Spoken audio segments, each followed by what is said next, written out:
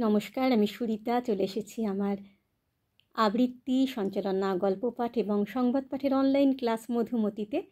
তোমরা সকলেই এতদিনে জেনে গেছো যে আমি তোমাদের প্রতিটি এপিসোডে বিভিন্ন বিষয় নিয়ে কথা বলে থাকি, তাই না? আমি কিন্তু এখন আবার গল্প পাঠও তোমাদের শেখাচ্ছি। গোপাল ভাঁড়ের অনেকগুলো গল্প শিখিয়ে ফেলেছি। আর চলো আর একটা নতুন গল্প গোপাল ভাঁড়ের তোমাদের শোনাই। গল্পটার নাম হলো টাকা গোল। একদিন মহারাজ গোপালের কাছে জানতে চাইলেন, গোপাল, বলো তো হে, টাকা কেমন জিনিস? গোপাল চট করে জবাব দিল, হুজুর, টাকার সবই গোল।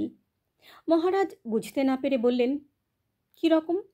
গোপাল বলল, মহারাজ, টাকা বড়ই ভালো জিনিস, তবে কি না তার সবই গোল।